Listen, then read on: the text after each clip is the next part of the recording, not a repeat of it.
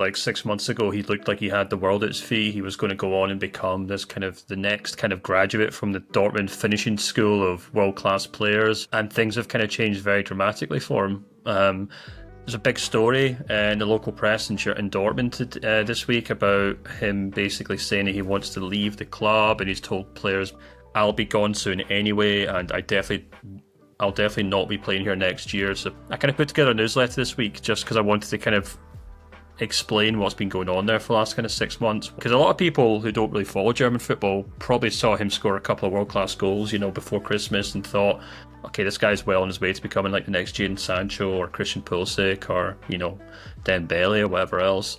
And it hasn't really quite worked out. I think the crucial thing for Gittens and why his kind of Dortmund career has kind of gone off a cliff is because Kovac has come into the club.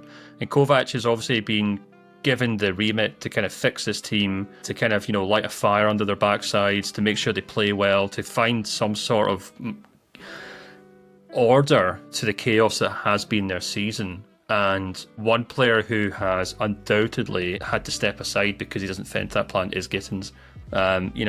As I said in the newsletter, prior to Kovac arriving at the club, Gittens was averaging 68.6 minutes per appearance in the league. And since Kovac has come in, that number's dropped to less than half that, so it's now just 33.7 minutes. Prior to Kovac, when there was Nuri Sahin, it was this kind of end-to-end, as I said, stramash from one end to the next in Dortmund games. And that was the kind of football that clearly suited Gittens because he's a fast winger. He's a guy who likes to take on players, so he likes when the game opens up, he likes when there's more space to run into. And, as a player who primarily likes to score goals, that's exactly what that's exactly what he wants to do. He wants to be in a game that is end to end.